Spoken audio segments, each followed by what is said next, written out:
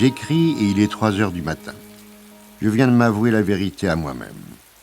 Pris jour et nuit par des affaires criminelles plus urgentes les unes que les autres, couverts d'honneur, de gloire et de décoration, je n'avais réellement plus une minute pour penser aux choses importantes.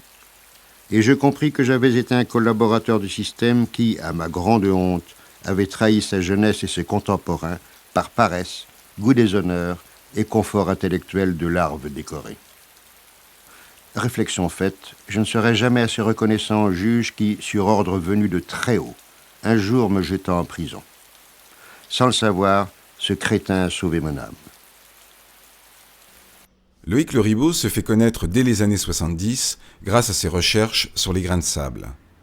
Au moyen de microscopes très puissants, il va réussir à percer bien des mystères. Le sable va propulser sa vie de chercheur dans des domaines très variés. Il intéresse les sociétés pétrolières, mais également le monde des enquêtes judiciaires. Et un jour, ces fameux grains de sable vont le mener aux médecines douces. La vie de Loïc Le Ribot s'égrène irrémédiablement autour du sable. Pourtant, la réussite rencontrée à la croisée des chemins n'empêchera pas les traversées du désert. Un jour, dans une librairie près de chez moi, je découvre le livre de Pierre Lance, Savant maudit, chercheur exclu, qui me stupéfait par son propos. Ce livre raconte la destinée remarquable de 12 scientifiques qui ont fait des découvertes importantes dans le domaine de la médecine. Ces hommes, qu'on a empêchés de s'exprimer librement, ont parfois dû quitter leur pays, comme c'est le cas pour Loïc Le Ribot, qui s'est réfugié en Irlande. Je pars donc à sa rencontre au mois de décembre 2001, au moment des fêtes de Noël. Et là, il me raconte son histoire. Un parcours étonnant.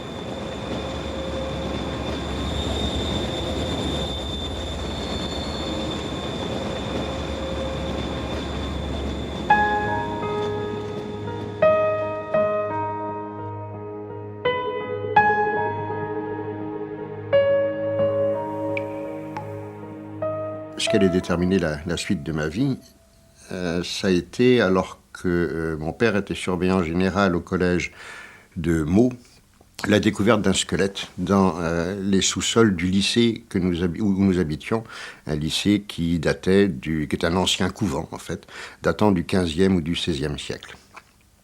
Alors là, j'ai commencé à m'intéresser aux squelettes, j'ai commencé une collection d'os. Mes parents commençaient à être un peu inquiets parce que la maison en fait était envahie de squelettes. Et ils ont décidé de me faire un cadeau magnifique lorsque j'avais environ 10 ans.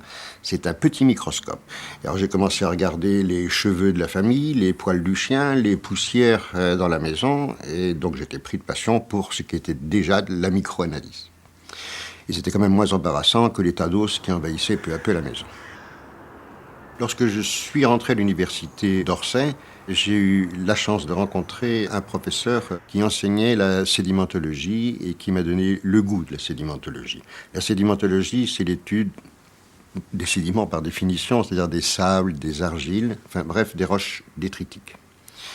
Et notamment l'étude des sables. Une question se posait depuis longtemps d'ailleurs. C'était de savoir s'il était possible de déchiffrer l'histoire des grains de sable. En fait, de déchiffrer la mémoire des grains de sable.